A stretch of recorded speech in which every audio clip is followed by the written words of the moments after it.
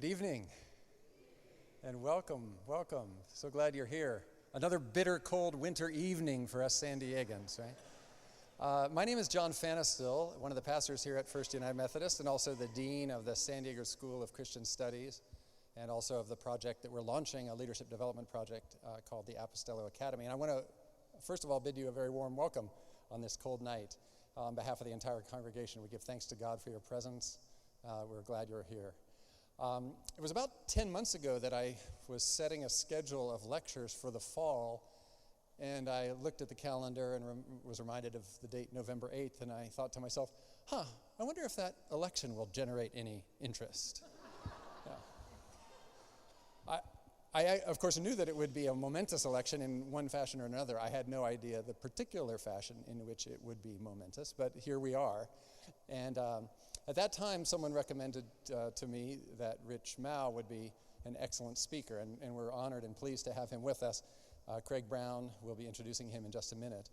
Before Craig introduces our guest speaker, I want to just walk through the evening with you to let you know how we envision this evening unfolding.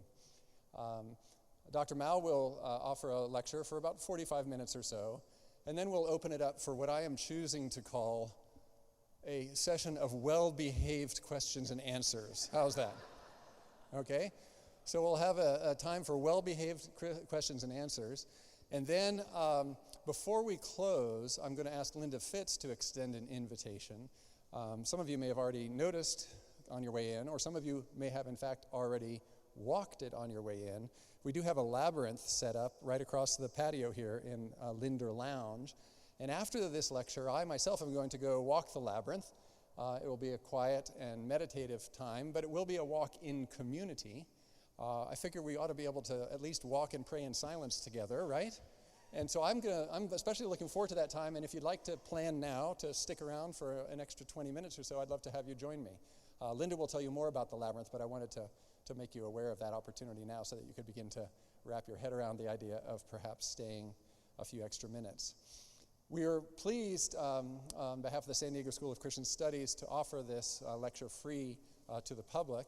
And so we will be inviting a free will offering. After Dr. Mouw lectures, before I open it up for those well-behaved questions and answers, I will invite a free will offering and try to tell you just a little bit more about the Apostolo Academy.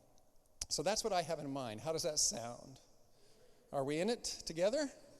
Good. Then let me offer a prayer, and I'll invite Craig then to introduce our speaker. Will you join me as we gather together? God, we give you thanks for this night. We thank you for each person present here, each a child of yours and precious in your sight. So we thank you and praise you for each person present here. We thank you also for the communities of which we are a part, the larger church congregations, the communities of San Diego and these environs, the body of Christ Universal.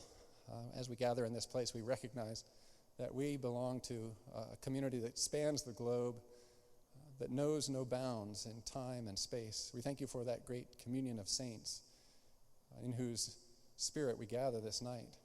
And so we pray, O God, that you would make us indeed a faithful people, faithful in these days as the votes are yet still being counted, that we would be witnesses to the larger truths that you have demonstrated to us in Jesus Christ. We ask all these things in his name. Amen. Amen. Great. Yeah, I'm already here. Good evening, everyone. I want to welcome all of you. For those of you who are visiting First Church or not members here or regular attenders, we especially want to welcome you. I've had an opportunity to meet some of the Presbyterians in the house. I'm always excited to welcome Presbyterians into a Methodist church. It's exciting for me to see that happen. All right. I'm very excited about tonight, and for a variety of reasons. So let me take a moment of personal privilege and get this out of the way. Fuller, as you know, Theological Seminary in Pasadena is my alma mater. It's the seminary I graduated from. I'm very, very thankful for the time I spent at Fuller. It gave me so many powerful, powerful tools, and the Holy Spirit worked incredible ways in my life when I was at Fuller.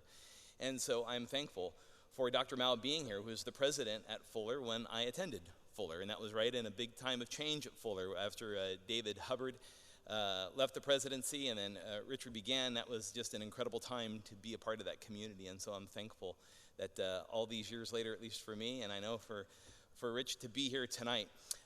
There's some things about Methodist history I want you to know about Fuller. In our annual conference, there are two clergy that have a very storied history with Fuller. The first was my mentor who passed away this last year, David Walker. David was the very first United Methodist clergy to be ordained, having attended Fuller Theological Seminary. And back in the day, Dave had to take his classes at Fuller, and then he had to go over to Claremont to take a few classes because the Board of Ordained Ministry was so fearful of Fuller, they were not sure whether they would approve him or not. And so Bruce had David had his master's degree from both places. The very first pastor I worked for as an associate pastor was Bruce Warner.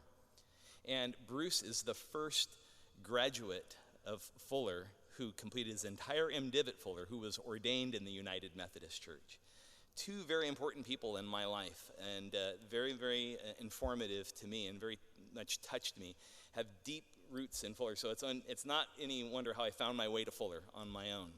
So let me, with that all said, and with this kind of rich tradition that we have, even in the United Methodist Church with Fuller, it's a joy to introduce to you Richard Mouw. And he's returned to a teaching position at Fuller as the professor of faith and public life after serving for 20 years as the president of Fuller Theological Seminary. He is a philosopher, scholar, author. He has previously served as Fuller's provost, senior vice president for 4 years prior to his presidency, and a professor of Christian philosophy and ethics beginning in 1985. And I was privileged to be a student in one of Dr. Mouw's classes when I was at Fuller. Before coming to Fuller, he served 17 years as professor of philosophy at Calvin College in Grand Rapids, Michigan. And he's been a visiting professor at the Free University in Amsterdam as well. He is a graduate of Houghton College. That might be familiar to you. Our very own Dr. Stan Wicks is a graduate of Houghton College. And Dr. Mouw studied at Western Theological Seminary, earned a master's degree in philosophy at the University of Alberta, and his PH.D. in philosophy is from the University of Chicago. He has a variety of publications, of which some are very much of interest to us tonight.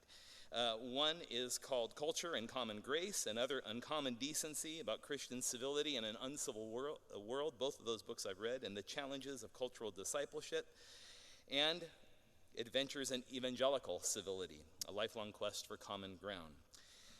He's been a panelist in a variety of places and has spoken all across the world on behalf of the evangelical Christian movement. We're privileged tonight to have Dr. Mouw here with his wife, Phyllis, who's an art historian involved in seminary and community programs. And we're just excited to welcome both of them here. So Phyllis, first wave your hand so everyone sees where you're at there. Welcome, we're glad you're here. And with that said, I'd like to welcome to the Wesley pulpit this evening, Dr. Richard Mouw.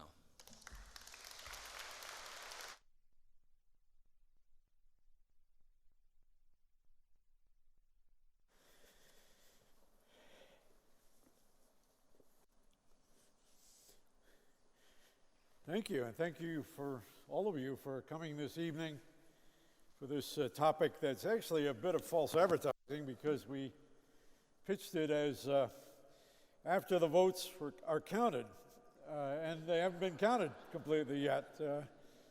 So we maybe should have postponed this for a couple months, but I'm just delighted to be here, and what a privilege and unique opportunity for me to stand behind the marvelous portrayal of John Wesley.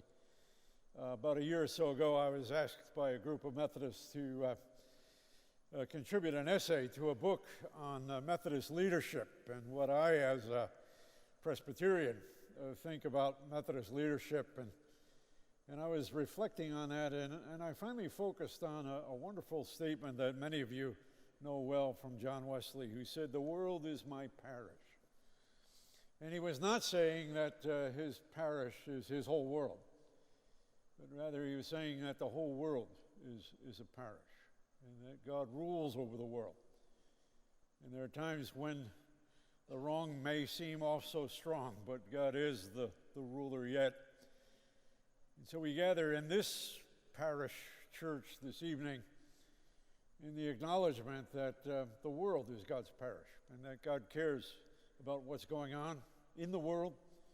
God cares about what's going on in the United States of America in these days after a very difficult and, in fact, seemingly continuing election campaign, and that God cares about how we, as followers of Christ, are going to handle the difficult and highly polarized atmosphere in which we gather on this occasion.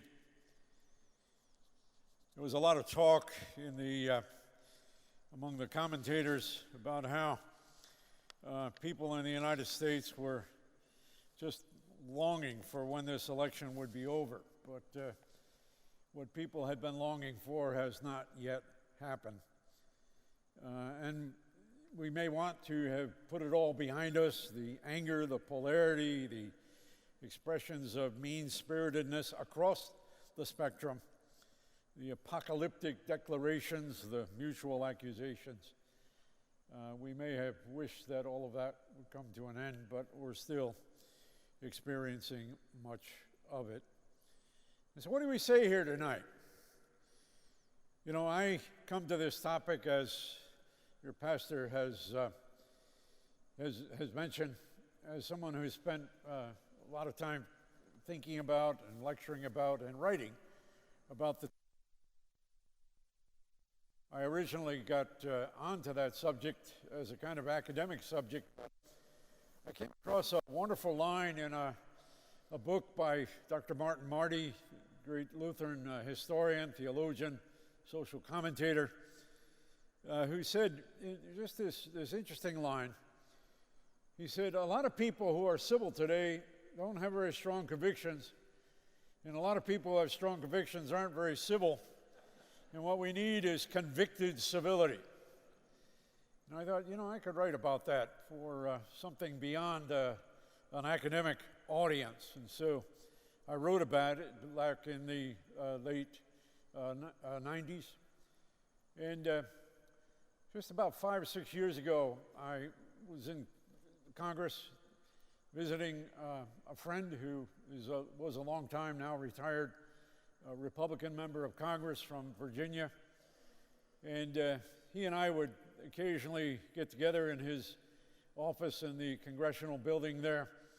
And he always had a topic he wanted to talk to me about. He was doing a lot of things on, he was opposing casino gambling and was very interested in youth violence issues and some other things. And I wasn't quite sure what we were going to talk about on this particular day, but I walked into his office and he said, here's what I want to talk to you about today. How do we look here in Congress from your perspective out there on the West Coast? And I said, well, frankly, you look awful.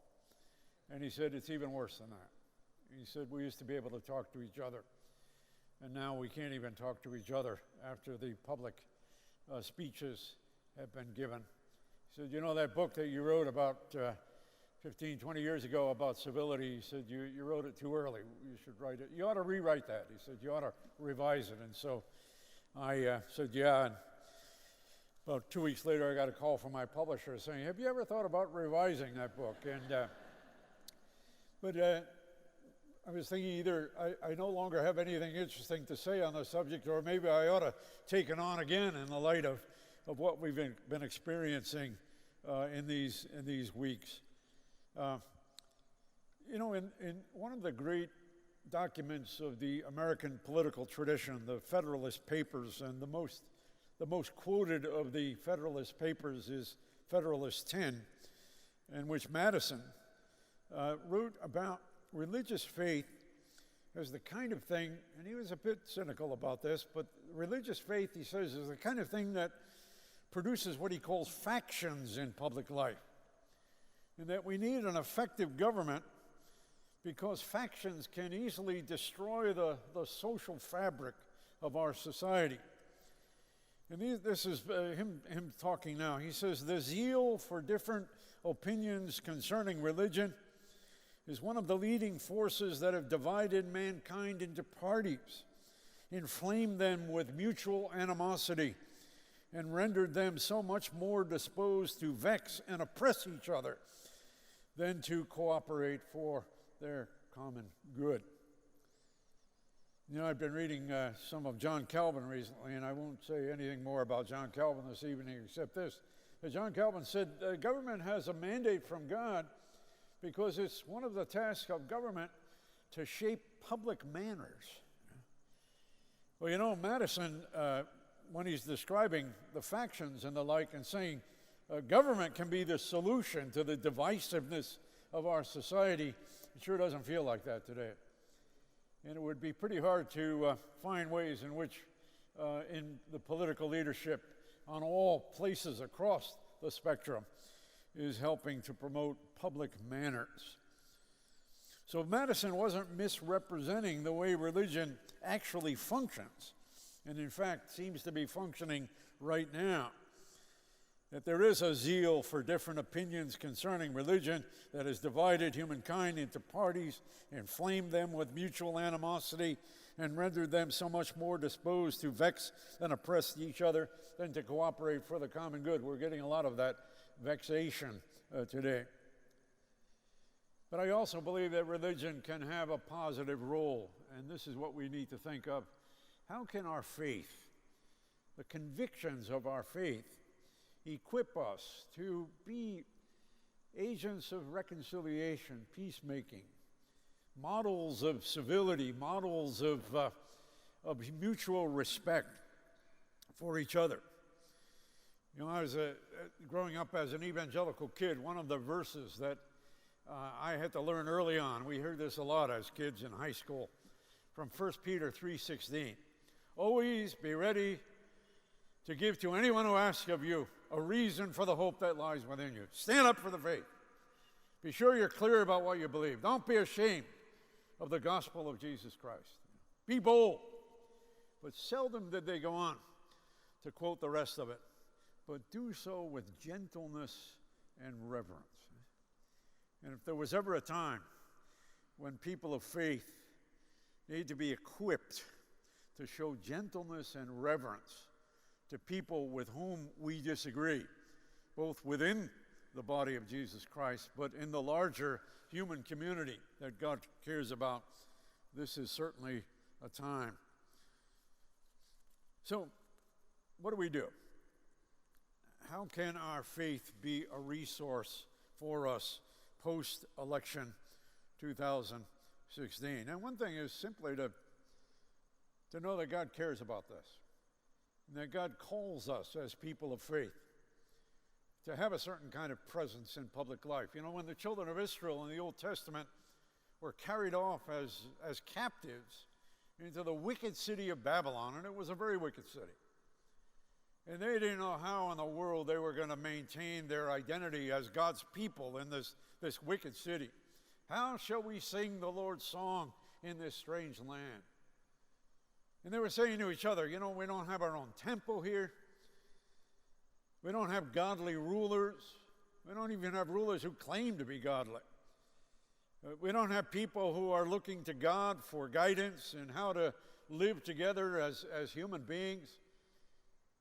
This doesn't seem in Babylon to be the kind of place where we can survive as God's people. And then in chapter 29 of Jeremiah, the prophet Jeremiah comes to God's people in Babylon, and he says, here's the deal.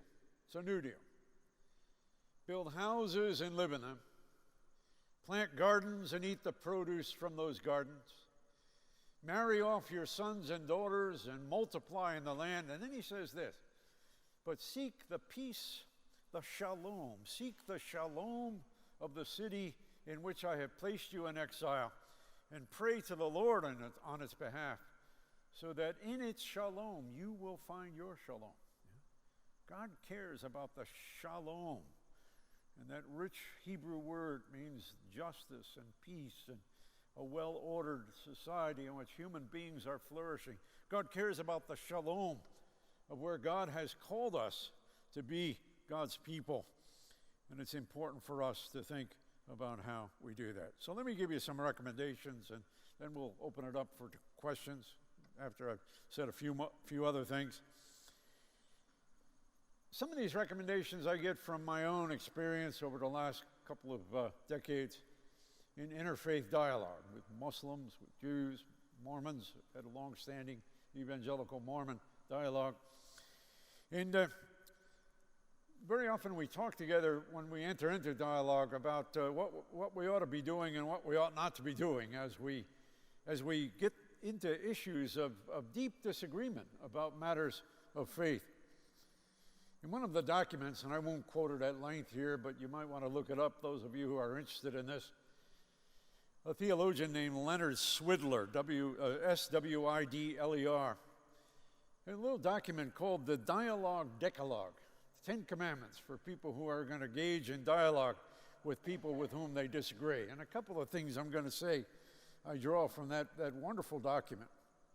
And here's one of them that has really helped me. When you're talking to people with whom you disagree, don't put your best case against their worst case. We have a tendency to do that. I was chaired with a Catholic bishop for 5 years, a dialogue between Catholics and people in the Presbyterian and Reformed world. And we decided early on we weren't going to do this kind of thing, of putting our best case against the other party's worst case. Where we would quote John Calvin and then we'd criticize village Catholicism in Italy. And they would quote some great documents of the Vatican and contrast that with snake handlers in Mississippi. If you're gonna argue for your best case, you've got to acknowledge their best case. And sometimes it's a good thing to acknowledge your own worst case and compare your worst case to their worst case. And this is very important for us today in the present climate. And I'm not going to talk about who I voted for or anything like that, but like many of you, I had a hard time in casting my vote. I didn't feel completely good or clean about the vote that I cast. And it's very important for us not to make our own political decisions into noble things and then completely downplay and criticizing the views of people who voted, say, and I'm thinking now of the presidential campaign, who voted for the other candidate. The great Catholic writer G.K. Chesterton once said, you know, worshiping false gods is a very bad thing, but so is setting up false demons. The tendency to demonize people with whom we disagree. And I want to say, I think it's very important for us in this present context, no matter how strong our own feelings are about this candidate or this set of policies or that set of policies, it's very important for us to allow for the complex motives that were at work in the ways in which people vote. Phyllis and I can say with complete honesty that there are people whom we love who voted for Donald Trump. And there are people whom we love who voted for Hillary Clinton. And there are good people who voted both ways. And the idea that there was an evil choice versus a good choice, it really doesn't fit the realities of people that we know. And so it's very important for us to acknowledge the complexity of the motives and the intentions that were at work for many people in the recent campaign. I know people who voted for Hillary Clinton just because they could not stomach voting for Donald Trump. And I know people who voted for Donald Trump just because they couldn't bring themselves to vote for Hillary Clinton. And there are very complex issues on both sides. There are people who voted for Donald Trump because they were concerned about Supreme Court appointments. They were concerned about international tensions. They were concerned about international terrorism. They were concerned about the loss of jobs. I heard a wonderful report, maybe some of you did a couple weeks ago, of a mayor of a former steel industry town in Pennsylvania, who said that if ISIS came to bomb this town, once they looked at the town, they would say, oh, we must have been here and we bombed it already. He said, this is a town of people who are absolutely desperate. And when Donald Trump came to town, and he said he was going to bring jobs back into this town, he got a lot of votes just on the basis of that. And so what you might otherwise attribute to people who might agree with this or that statement by Donald Trump or this or that statement by Hillary Clinton, there were very complex motivations that were working in each of these cases. And it's so important for us not to demonize and not to reduce people whom we know, and in many cases people whom we love, to a single motive or a single endorsement of policy. So don't put your best case against their worst case, but allow for complexities. And be sure, secondly, that in representing the views of those with whom you disagree, that you state their views in a way that they themselves would endorse. Just less than a week ago, I spoke at St. Mary's University, a Catholic school in San Antonio, Texas. And we were talking about the ways in which Catholics and Protestants, and especially evangelical Protestants, have often demonized each other. And I was raised in a very anti-Catholic temperament. And we said things like this about Catholics. They worship Mary. They pray to the saints instead of praying to Jesus. They take their authority from the Pope rather than from the Bible. And each one of those things is a mischaracterization, an exaggeration, a distortion of what Catholics themselves believe. And one of the things that it's important to do is ask people what they believe. You know. And to use phrases like this, help me to understand better. Is this the way you would put it? And as we think about the issues that were at stake in this recent campaign, it's very important for us to try to probe the underlying concerns, the genuine motives, and not simply to demonize or to stereotype people who might have voted in a certain way. You know, it's very interesting that I got a call from a reporter from the Washington Post who said, what do you make, this was before the election, but what do you make of the fact that many evangelicals who are going to vote for Donald Trump constantly compare him either to Cyrus of the Old Testament, who was a pagan ruler who actually did some good things for the Jewish people, or King David? And this reporter was very puzzled by that. But what was very interesting there was that in saying that, say, a certain candidate, in this case Donald Trump, is like King David, was to acknowledge that there were things that they did not like in his behavior and in his comments. Or to say he was like the pagan ruler Cyrus was even in a more extreme version of saying God can use somebody for the good, even though I may not like their beliefs and a lot of the other things that they do. And I also responded, what's interesting to me is that very few people are likening Hillary Clinton to Queen Esther, which would have been maybe a parallel kind of thing to do. But just the fact that people were looking for a biblical rationale for voting for someone, and I'm speaking now as an evangelical Christian whose statements about sexuality and gender and race may have been things that were not, at the minimum, embarrassing, and at the worst, really shocking kinds of things. And yet, nonetheless, they were looking for ways in which they could come up with a balanced assessment by saying, yeah, well, I may not like certain things about him, but I don't like some of the things that King David did either, but God used him for the good. Which points to the sort of complexities that people were operating with in thinking about the candidates. And it's important for us at this point to allow those complexities and to look beneath the surface for things. You know, we're entering into the Christmas season, and back in the days when we lived in the Midwest, during one Christmas season, I went off to do some Christmas shopping, and I wasn't sure what I was going to buy for people. And I was walking in a mall and going into stores and looking at the aisles and the things and trying to come up with ideas of things to buy, and I was oblivious to the Christmas music that was playing over the speaker system. And then suddenly I received a profound theological message from Perry Como. And it stopped me in my tracks. The hopes and fears of all the years are met indeed tonight. That idea of the hopes and fears of people.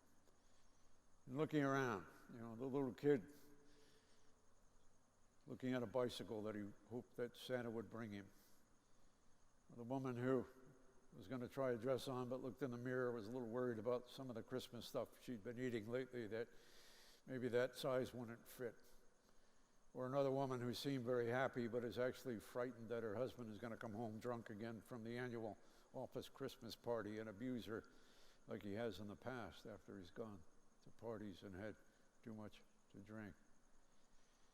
You know, God did not send Jesus into the world to give us bicycles or diet plans or to protect us from a lot of the violence that happens in life, but there are those deeper issues of hopes and fears. Who am I? Where do I find my security? How can I be loved? How can I be respected? Those deeper hopes and fears of the human condition. And it's very important for us not to linger on the surface of people's votes or people's advocacies of policy, but to try to probe deeper into the hopes and fears. I was on public radio, NPR, one time, and I'm conservative on a lot of the sexuality questions, and I was supposed to be debating a gay activist who was himself a university professor.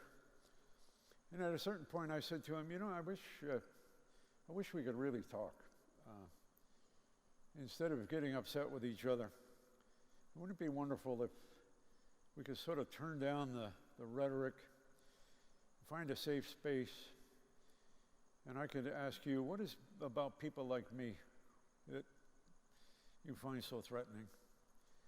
That you could ask me, what is it about what I represent, about where I want society to be going that you find so worrisome? And we could really talk about the deeper hopes and fears. And he said, you know, I wish we could have that kind of conversation.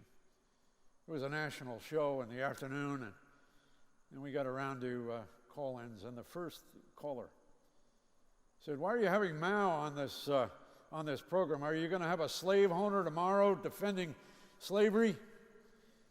And much to his credit, the person that I was supposed to be debating said to that caller, you ought to be ashamed of yourself. This is precisely the kind of conversation that we have. It gets at the deeper issues of where we disagree. And we need places where we can just talk together about and he actually used the phrase, our deeper hopes and fears. Well, we need to model that kind of dialogue that's characterized by empathy in discussing with our fellow citizens the issues of civility. So let me give some suggestions about that. One is to be clear about our own convictions. And that gets me back to that 1 Peter 3:16, you know, that it isn't that there's convictions and then there's biblical convictions and then there's civility that we kind of put on top of that. But the call to civility is itself a biblical conviction. You know, when God says, but do so with gentleness and reverence, that's really the biblical call to treat other people with respect and really listen to what other people are saying, to probe their own hopes and fears. And I'm convinced that the church needs to do a much better job of schooling us, of equipping us to be clear about our own convictions. Phyllis was with some folks recently, and they like to watch a certain kind of news program, and it was one that neither she nor I typically watch. And these folks happen to have a large TV screen. And the person who was presenting views that obviously were attractive to our friends was a looming, large figure on the screen, speaking with authority, a very compelling kind of image of an authoritative voice. And she was saying afterward, and I think that's such an important point, we need to, in the church, be talking about the voices that we hear. You know, wouldn't it be wonderful? It's so important for us to have conversations about, during this last campaign, who are you listening to? And why did you listen to them? And what attracted to you about the things that they were saying? Because we're surrounded by so many voices that are presented to us with great authority. And yet when we gather in the church, and we gather so little in the church has so little time to influence us compared to 24/7 news and other kinds of TV shows and things that we come across online. We're being talked at and talked to with authoritative voices that surround us.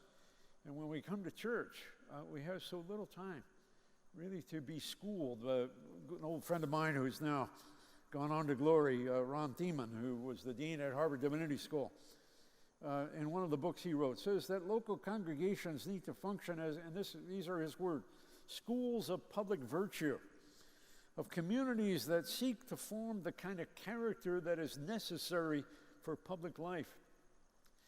And this is a mandate that we haven't taken seriously. That the church needs to be a kind of school of virtue, a place where we think about what's the kind of character that we want to form in ourselves and in our children and in our brothers and sisters in Christ, that we need to bring then out into the public arena. And that's got to be more than 20-minute sermons or even 45-minute sermons. It's got to be people getting together and talking. Phyllis and I were in Singapore just about a year ago, and I spoke at a large Pentecostal church there, a largely Mandarin, Chinese, Singaporean congregation. And I was pleasantly surprised to find out that there were about 40 people who would get together in that church on Wednesday evenings, and they would discuss the last episode, they would all agree to watch, the last episode of The Walking Dead. And they asked questions like this. What happened to you while you were watching that? Were there any spiritual themes that came through? You know, there's that one old farmer on The Walking Dead who's a believer. And there's that ex-cop who's the leader of the group. And at a certain point in the second season, I quit after the full second season, but after the second season, he's saying, okay, folks, we're under severe threat right now. We're going into dangerous territory, and we're surrounded by these Walking Dead types, and it's very dangerous. From here on in, I'm the boss. There's no law. I mean, there's no law enforcement. There's no constitution. There's no government. You do what I tell you to do. And then that old farmer says, yes, but there is still law.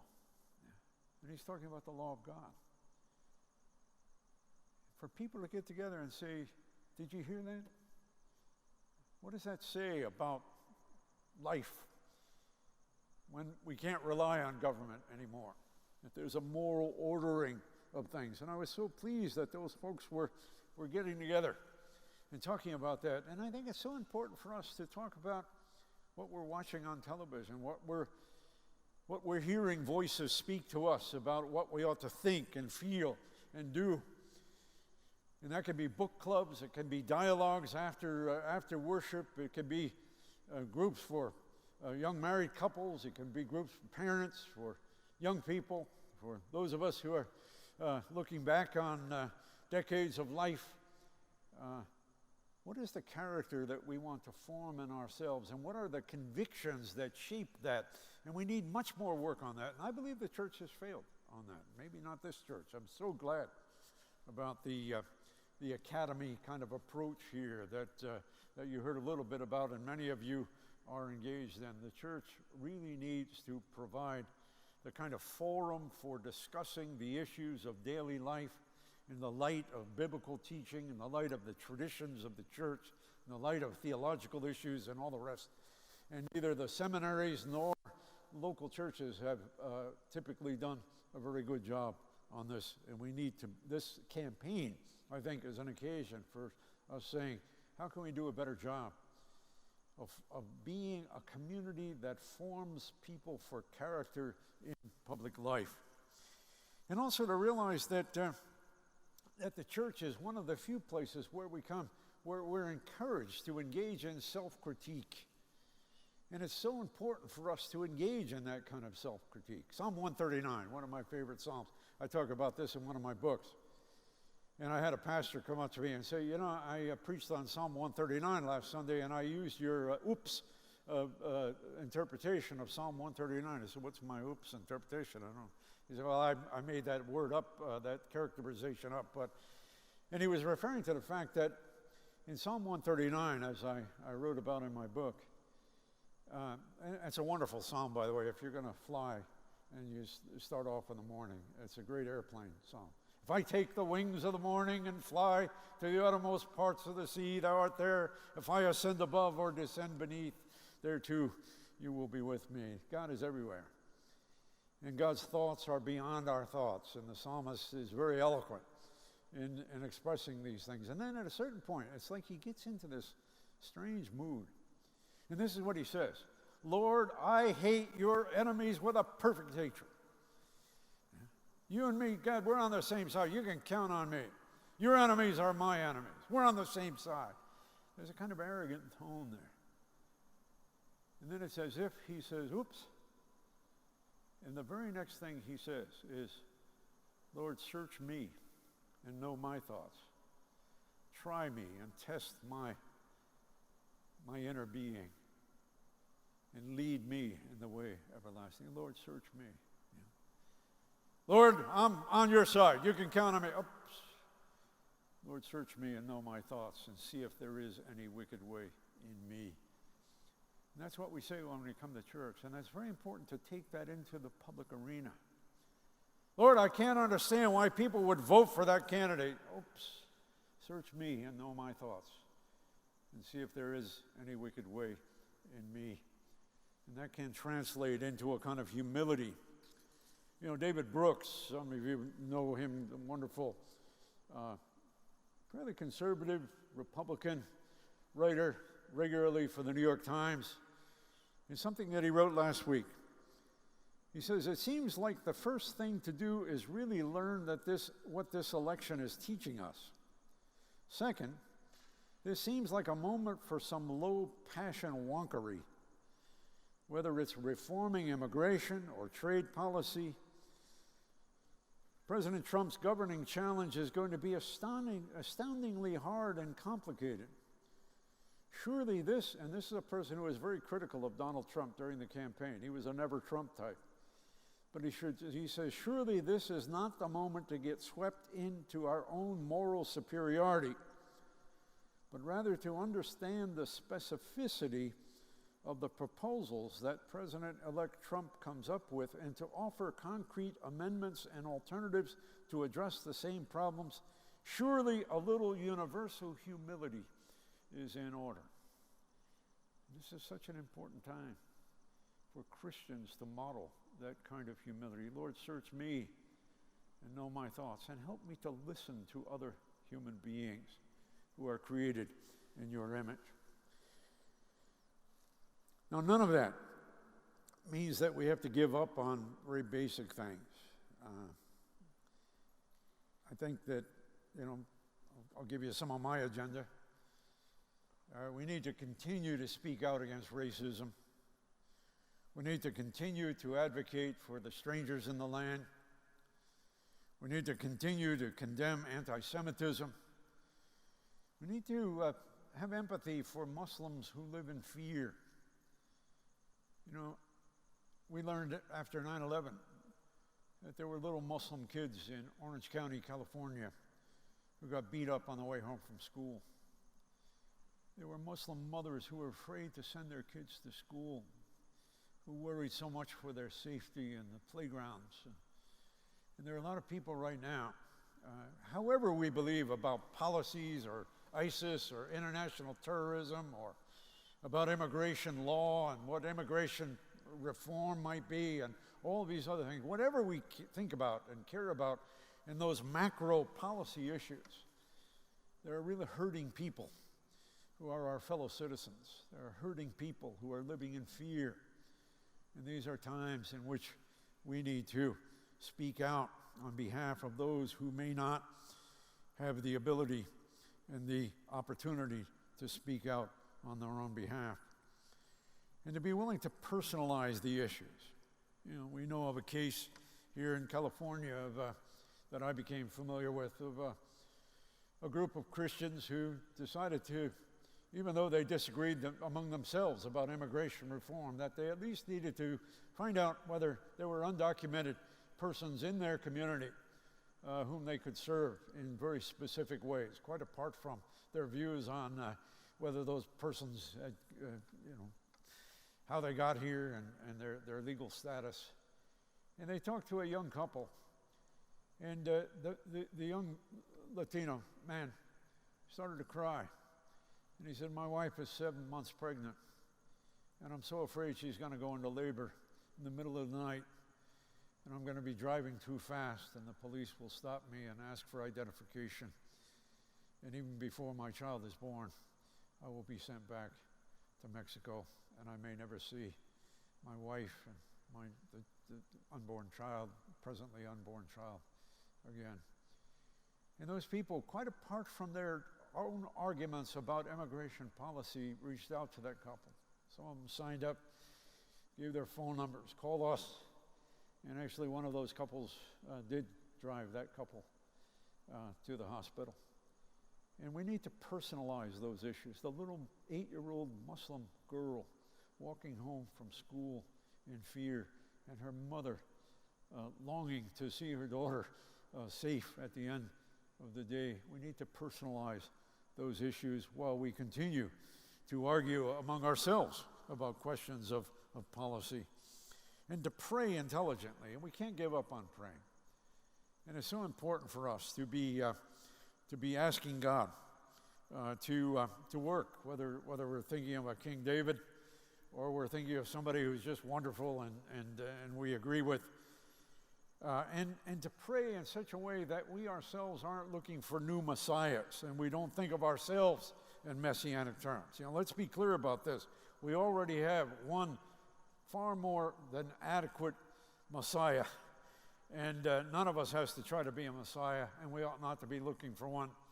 And it's important for us to pray for God's guidance, even the Spirit working in mysterious ways through the processes of government and policy formation, because our job is not to change the world or to protect the world, but our job is to do what we can, where we can, with the opportunities that are presented to us, with the resources that are available for our own individual service to God and to our neighbors.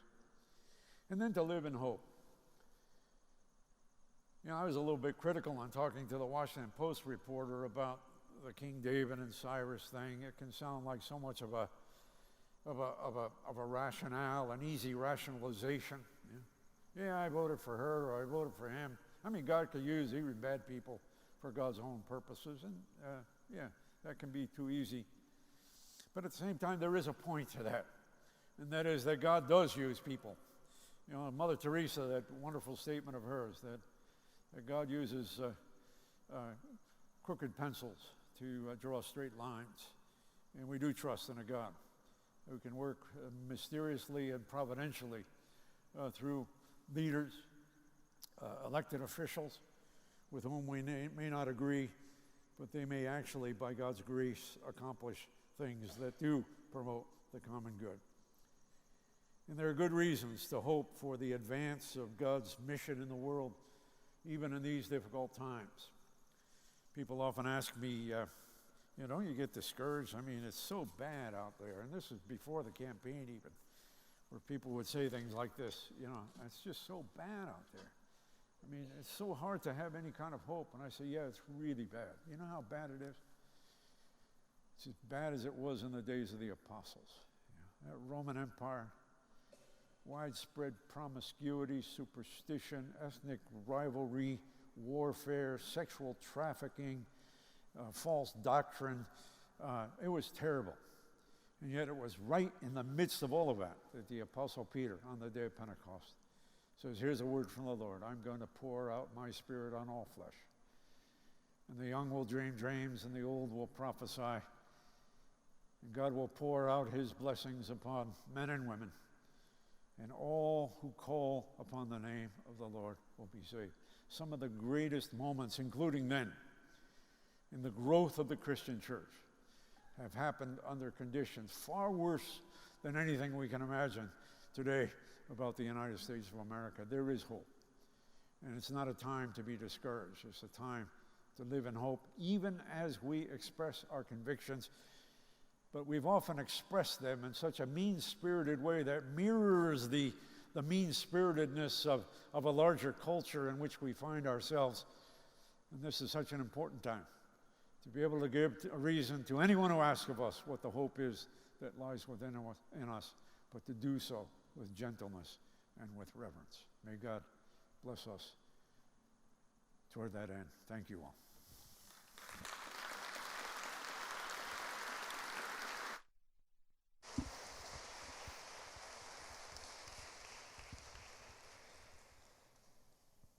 Thank you so much. Thank you.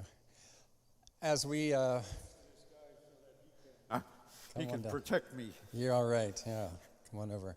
And we're going to go ahead and take our offering now. I was going to ask Kevin to show us a video about the Apostolic Academy, but I think instead of that, Kevin, I'm just going to encourage people to take a peek into their pew pockets. There's a raft of material there, of course, but if you pick through your pocket and find the brochure that looks like this, it will really lay out the course offerings of over the next 6 months. And so I want to encourage you to actually take it. Did you know you can actually take things home from a pew pocket at church? They'll likely get stuck there in perpetuity if you don't. So please just take it home and have a browse through it. I want to draw your attention to 2 things that are coming up in the immediate future. A 6-week course we're offering starting in January will be led by 3 of our younger people who are, in fact, participants in the first cohort of the Apostolic Academy. And as I'm talking, I'm glad for the offering to be collected. Thank you for your generosity in supporting this lecture. Thank you for helping us to bring wonderful speakers like Richard Mouw to San Diego. 6-week course in January will be led by Seth Clark and Julie Walker and Richard Annette, 3 of our younger people who are participating in the Apostolic Academy. I've been around churches often enough to have been asked the question, what are these young, why aren't the younger people, where are the younger? I decided we're going to have our younger people teach a course.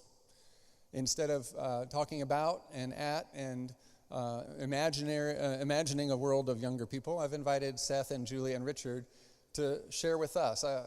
We've chosen as the title for that 6-week course, Spiritual, Not Religious, with a question mark, because you've heard that commonplace about younger people, spiritual but not religious. I said, well, let's ask some of our younger folks what they think. Extraordinary people, all 3, and if you sign up for that 6-week course, you'll be richly blessed. Embedded in that is a guest lecture from Reverend Lorenza Andrade Smith, and some of you may have heard of Lorenza. Lorenza was appointed as a pastor in the United Methodist Church, and as you know, in our church tradition, we pastors are appointed by our bishops. Our bishops appoint us to parishes. And when Lorenza was appointed, she called up her bishop and asked her bishop to appoint her to the streets of her town in Texas. And she lived homeless on the streets of her town in Texas for 4 years as a pastor.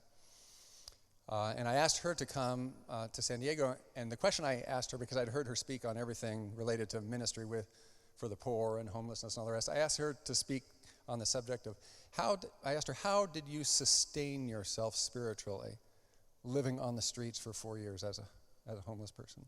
When I offered her an honorarium, you know what she said? She said, I think I can live for a week on that in San Diego. I'm just going to book a ticket one Sunday and I'll fly back the next. And you can just give me the $350 and I'll just live on the streets. So I'm interested to hear from her how she does it, because I know for a simple fact of the matter that I couldn't. And I'm interested to hear from her, an extraordinary witness. So those are just a couple of the offerings coming up. There are a whole host of other things I'd like to tell you more about. You were given a little card. If you aren't on our mailing list, please share with us your name and email address, phone number, all the rest. And thank you again for your taking an interest, and thank you, Dr. Mouw, for your encouraging of this. We're trying to move into that space between the local church and the seminary. And at least in our tradition, too often when people felt a calling from God and they went through all of the Bible studies they could go through in a local church and they had kind of tapped out their local church, we then said, well, you can go to a seminary for 3 years and go into tens of thousands of dollars debt and ask to be appointed to a pastor in some remote, part of the region that you don't get to know about. This is not a viable choice for a whole lot of people. And with our academy, we're hoping that many people will feel a call to service, a call to mission, and we'll be able to figure out a way to bring that call down to earth. That's really what we're after. Before we move to question and answers, let me ask the folks who are on this, two groups of people, folks on the San Diego School of Christian Studies Planning Council and participants in the first round of the Apostolic Academy. If you're in either of those two camps, would you please stand? And would you join me in thanking them for their leadership?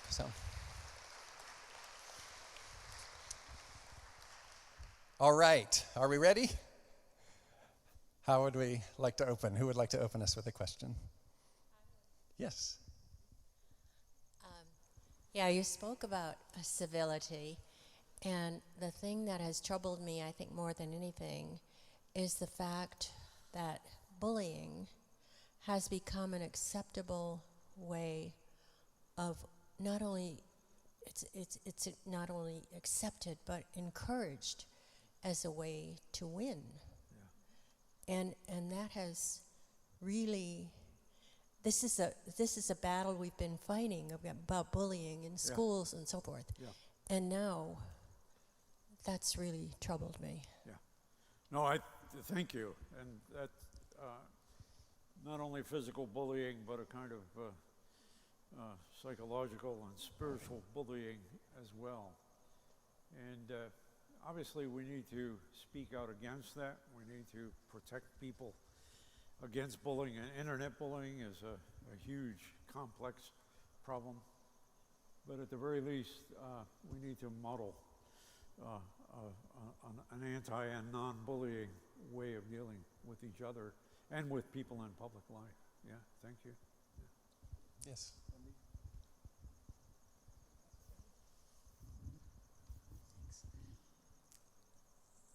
I was interested in what you said about responding with respect and gentleness. Yeah. How do I do that when somebody makes misogynist and racist statements? Yeah. Well, we certainly can't tolerate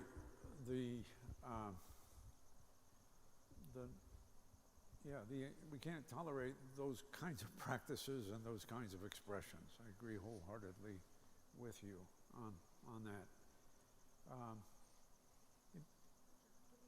And I don't know quite how to get at this, but I do think that we need to find ways to, well, for one thing, to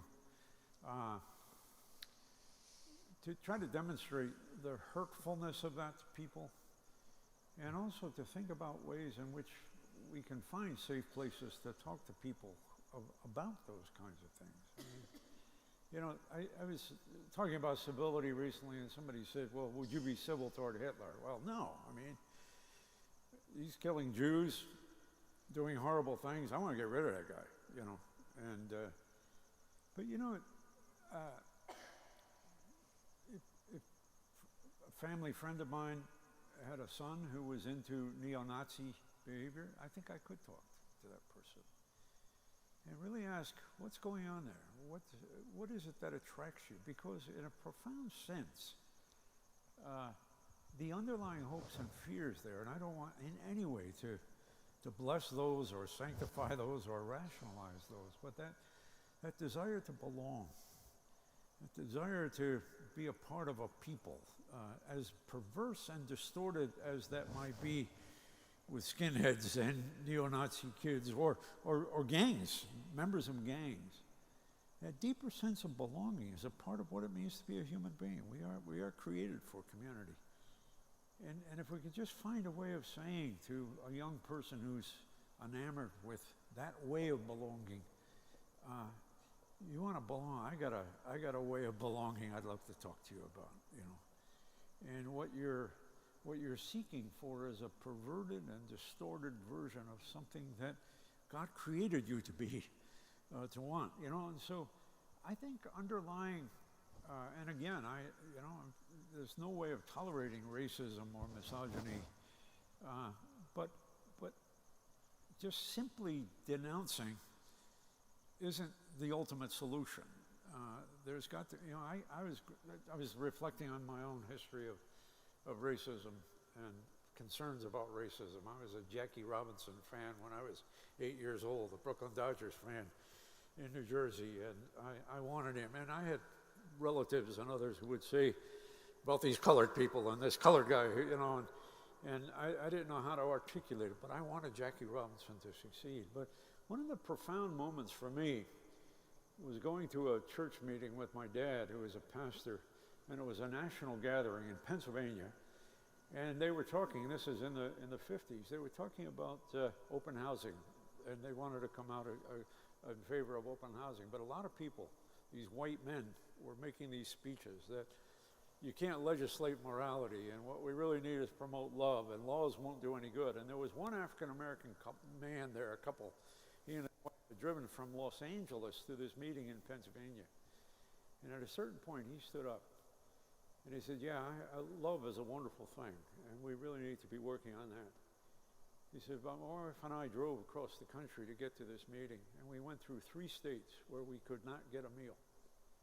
He said, we're going to go into a restaurant where the waitress, there were many empty tables, and she said, I'm sorry, we don't have any room for you. And he said, you know, it would have been wonderful for that waitress to love me, but what I wanted was a cheeseburger. You know? And that had a profound impact on me, that laws are very important. But you know, in the end, that I think today, Black Lives Matter, the underlying issue there is whether we're capable of love, whether we're capable of seeing the humanness of the other. And maybe it's a good time for us continuing to be concerned about legislation and just laws, also to simply find ways in which we can promote love and look at the real humanity of people. And ultimately, I think that's the real solution to bullying and racism and misogyny and all the rest. And we need to work on the external compulsory lawful kinds of things, but at the same time, maybe it's a time also to be thinking more about a loving spirit, and we need to be modeling that in our own lives. Thank you for being here. I've known of Fuller for a very long time. I went to Pasadena Nazarene College. Hey. I knew Dr. Henry and was a great admirer of Edward, John Edward Carnell. In the 20th century, fundamentalism was a part of the dialogue of this country, going back to William Jennings Bryan and for a very, very long time. And then 9/11 happened, and no one wanted to be a fundamentalist anymore. And so everybody became an evangelical. And I'm an evangelical, as is Jim Wallace, who's a great friend, and Tony Campola, and so many more. We're not fundamentalists. And the media has failed miserably to make this distinction. They have put us all into the same box. And I'm wondering, what might you say to that? Yeah, thank you. Well, you know, my successor and I issued a statement a couple weeks ago that's gotten quite a bit of coverage internationally as well as nationally, saying we're not ready to give up on the word evangelical, even though it's been in disrepute lately for a lot of different reasons. You know, evangelicals are sort of nice fundamentalists. You know, we believe a lot of the same things that fundamentalists believe, but we try to be kind and gentle about it. And also to be concerned about issues of justice and peacemaking, Jim Wallace and Tony Campolo and others, in ways that aren't typical of, say, Bob Jones University, which, you know, is a self-advertised fundamentalist university. But I think we evangelicals have a lot of self-critique and a lot of self-examination to engage in, and right now is an important time to do that. In many ways, I'm very encouraged.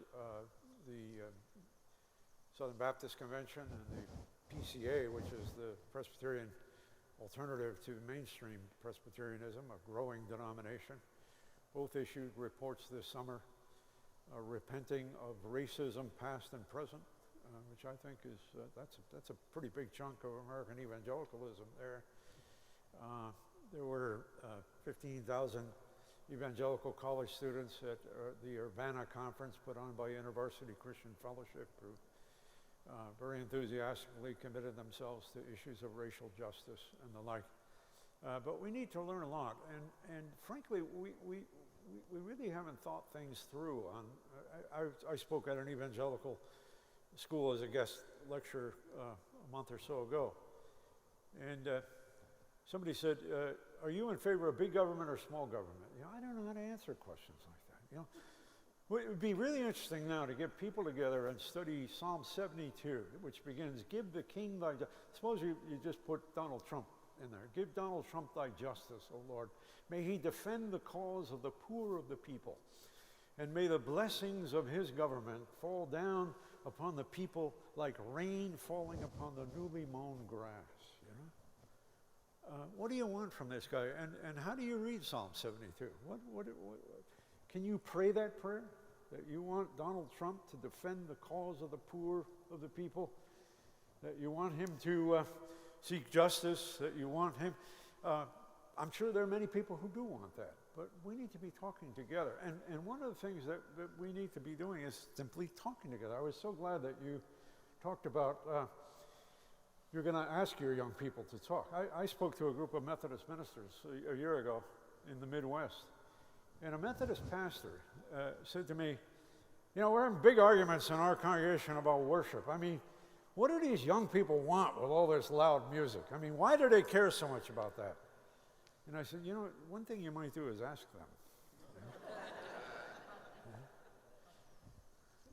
And wouldn't it be wonderful to get some older folks who really like the old hymns, and the young folks who want guitars and saxophones and bongo drums, and just talk to each other and say, let's talk about what we get out of this. What is it that attracts you so much about that loud music? I mean, honestly, I want to understand you better.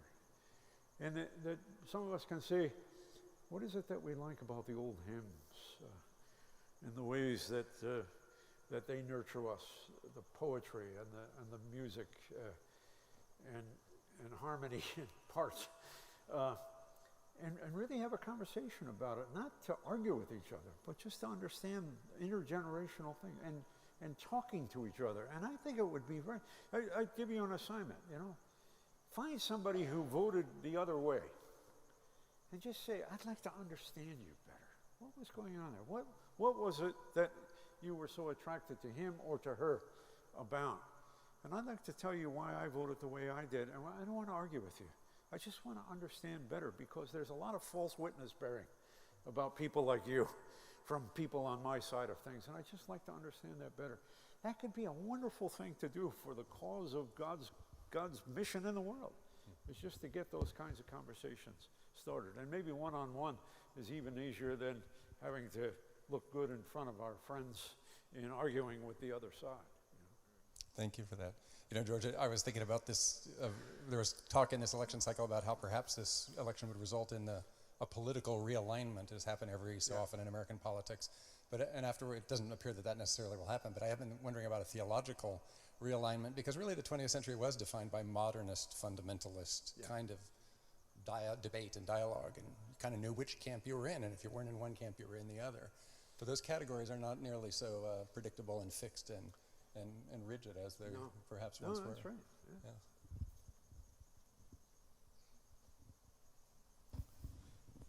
When I was a student at American University, I was able to carry a sign when Richard Nixon was being inaugurated as president, and it said Dick Nixon. Yeah. And now I have 3 daughters that are going to be marching on Washington. And a lot of people say that you're wasting your time, just like I was probably wasting mine. But what would be your comments to my 3 daughters as they march on Washington?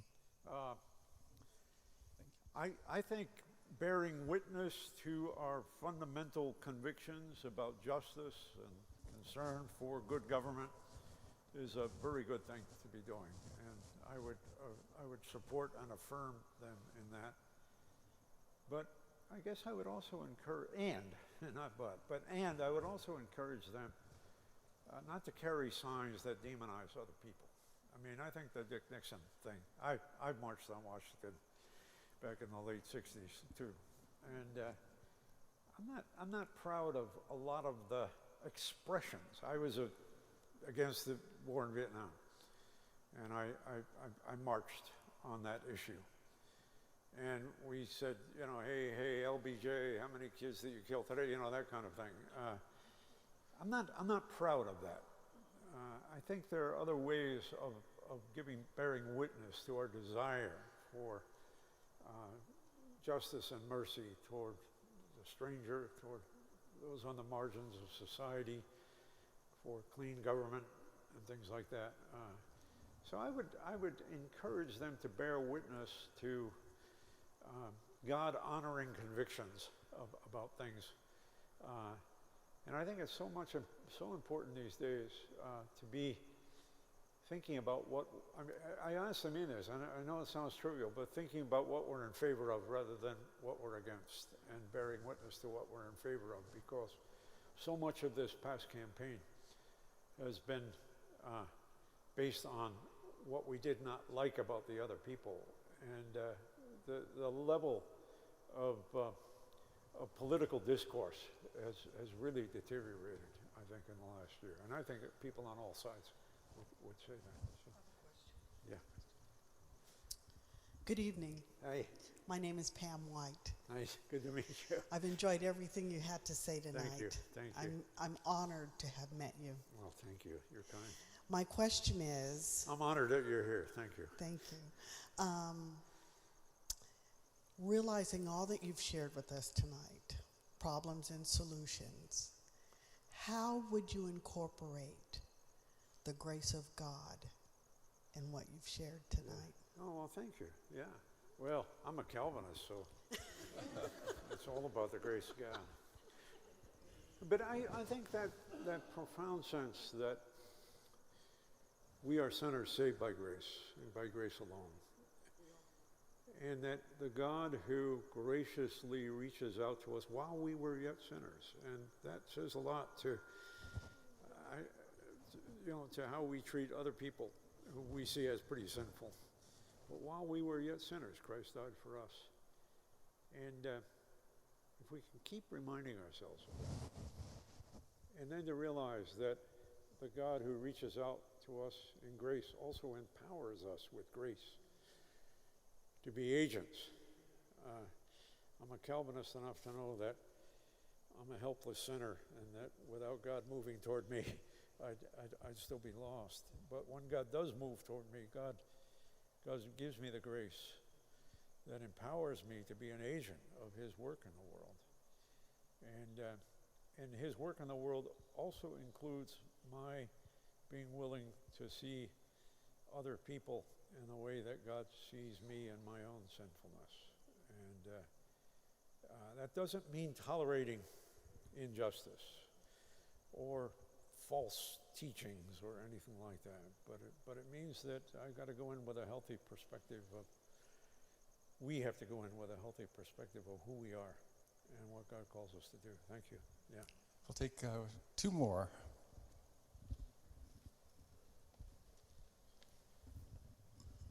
Thank you for coming. I am a parent and a former teacher, and I work in the Sunday school here.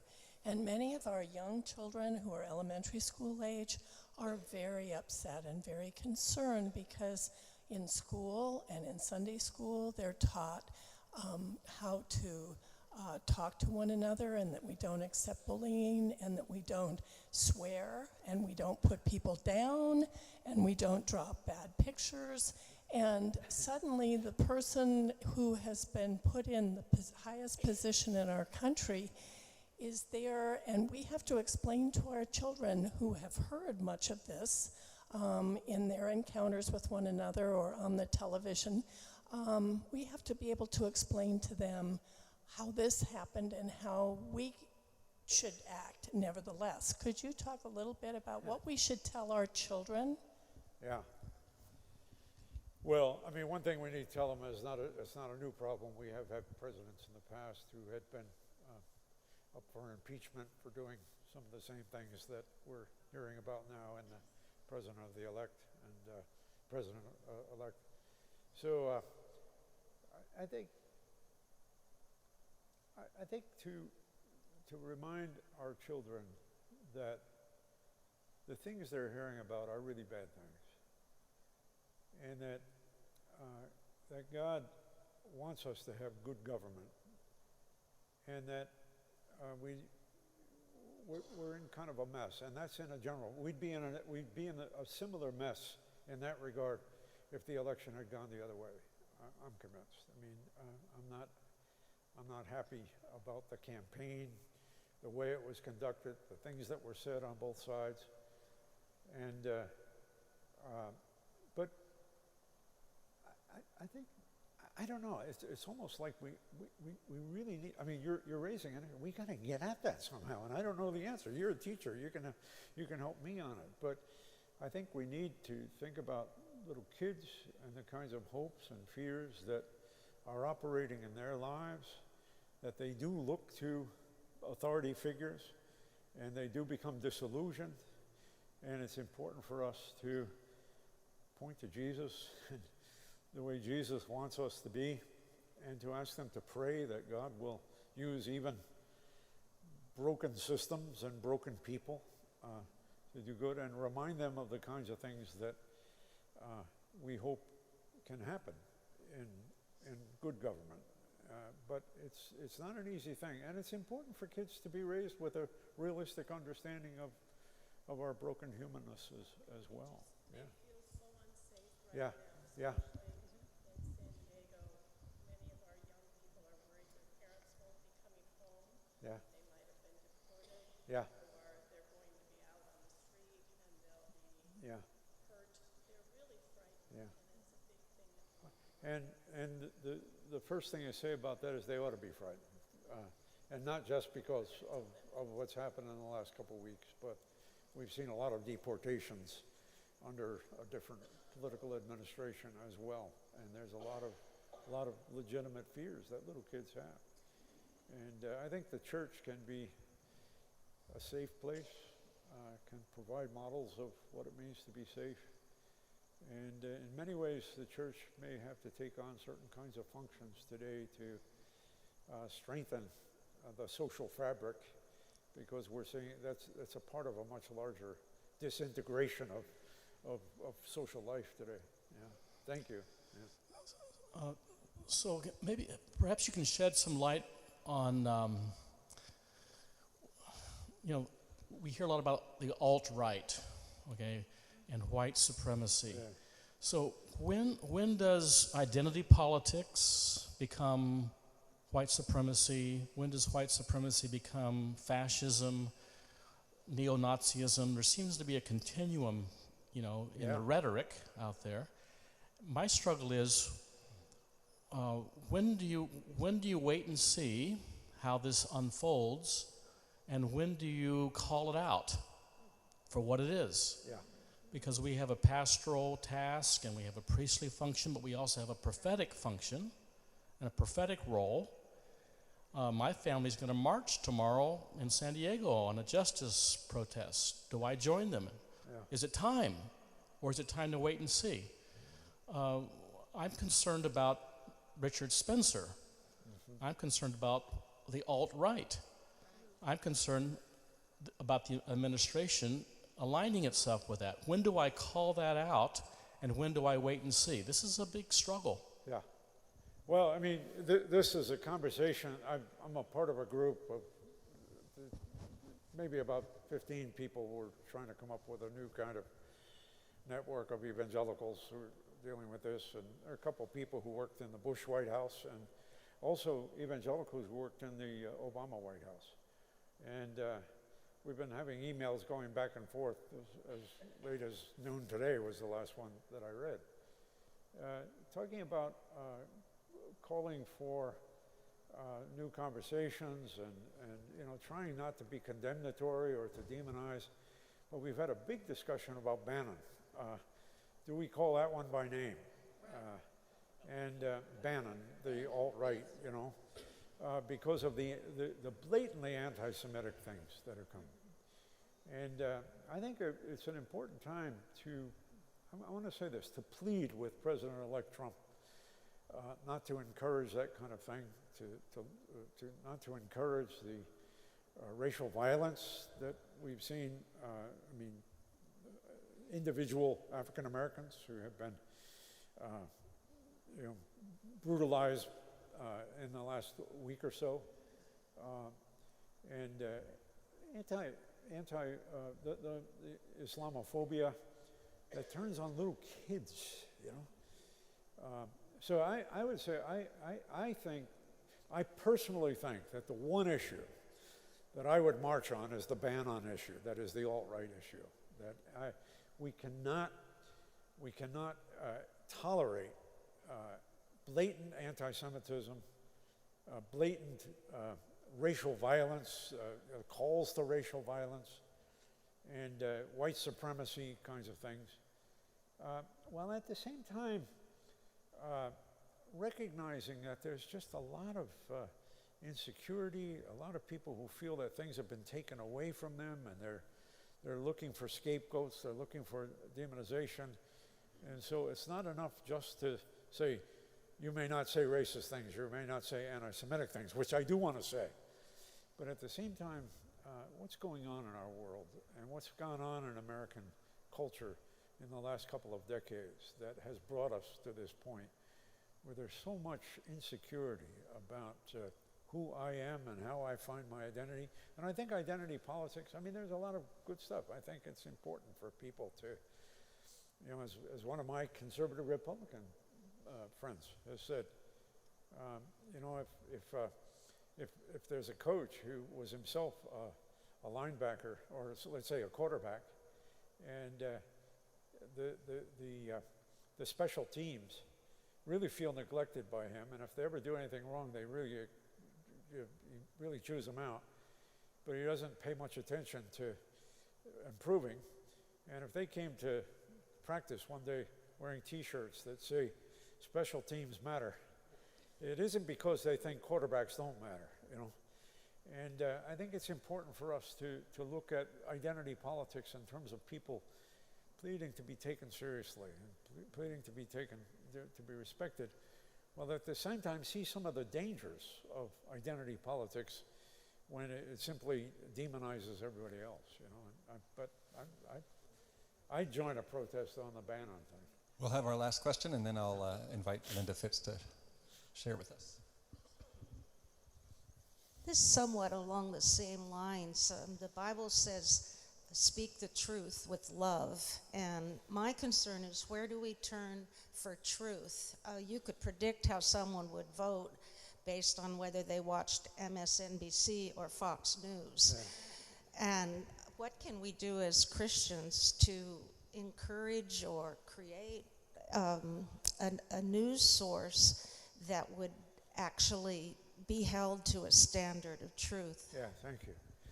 Well, I think one of the blessings, maybe in disguise, of the last couple of weeks is the revelation that there was fake, false news reports that were circulated, and I know people who have quoted those to me.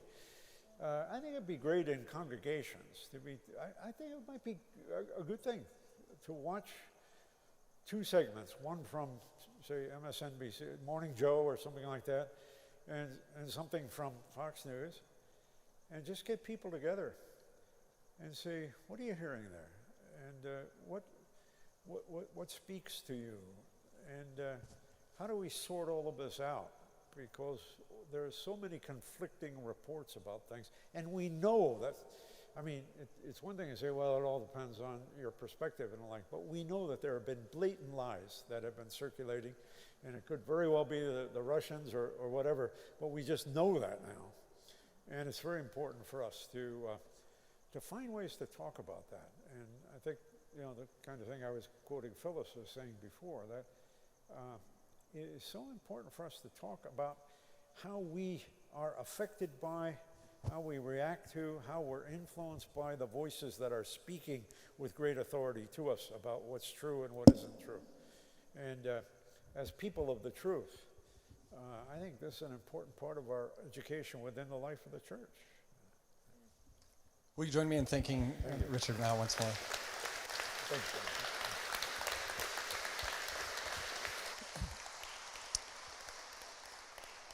So thank you once more for coming. I appreciate your being here. I'm glad to stay in touch. Please keep me in your loop. Again, share your phone numbers and emails with us if you'd like to be on the Apostello Academy loop. I'm going to ask Linda Fitz to just say a word about the labyrinth, and then I'll close us in prayer, and the prayer will be both a prayer of dismissal for those of you who are ready to get home, and a prayer of invitation for those of you who want to join me in walking the labyrinth. Linda? Thank you. Good evening, everyone. And I want to welcome especially those who are not regular church members here at First United Methodist Church. We're really happy to have you here this evening. We have at this church the gift and the blessing of two beautiful labyrinths. The labyrinth is an ancient prayer walk that crosses many cultures and geographies. And the labyrinths that we have here at First Church are replicas of the Chartres labyrinth, which is on the floor of the beautiful Chartres Cathedral in France. It is an ancient Christian walk. We have a labyrinth outdoors that I invite you to come sometime during the week, or when you're here in attendance at the church, you're invited to come outside on the west end of the sanctuary between the choir and the parking lot, a beautiful outdoor labyrinth that I welcome you to walk at any time. But this evening, we have set up on the other side an in Linder Lounge, the 24-foot canvas Chartres labyrinth that would like to invite you to come for a contemplative and a prayer walk this evening. We are in a time where we need healing and community and repose and Sabbath time. And the labyrinth is a wonderful and very ancient opportunity to walk your prayer, your intention. I have this evening with us a basket of rocks, and I've been carrying mine around all night, keeping it warm, and I will walk it out onto the labyrinth this evening. But there is a tradition in pilgrimage walk, almost 1,000 years old, that when we walk in pilgrimage, we carry a little rock with us along our pathway. A rock that may represent a prayer, an intention, a sorrow, a hardness of the heart, something that we need to give up and release into God's tender care.